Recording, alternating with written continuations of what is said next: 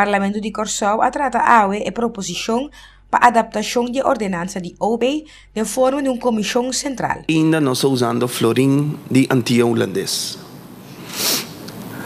Te com leu não se usa florim de anti-holandês, então conta para com o inteiro assunto de dolarização.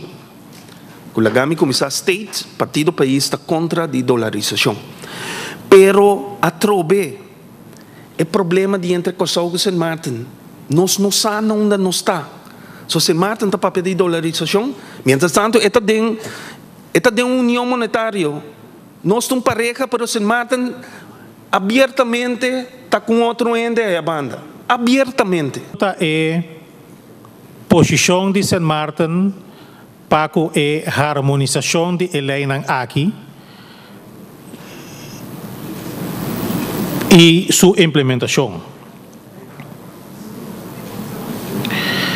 Então, finalmente, nós que se bem com a harmonização, a lei de harmonização, te conleu por marrele de tal forma que ora cambia o banco estatuto e ora a lei novo lo ser implementada. Se está possível. Credit union, no caso que me está por exemplo, credit union maneira é que tem na banda bom, que chama Credit Union São Pedro, segundo me está na associação e não.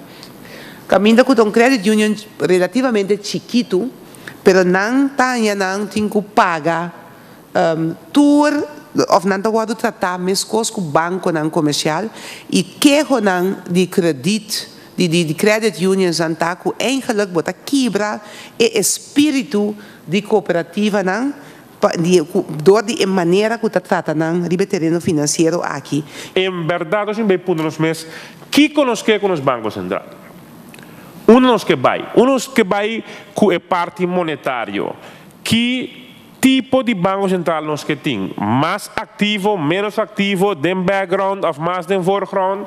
Em verdade, a discussão é eigenlijk nós temos riba, prometo que nós vamos a discussão riba a lei que tem tratamento agora aqui den comissão central. Den hora de merdia, presidente do Parlamento Mike Franco schors a reunião.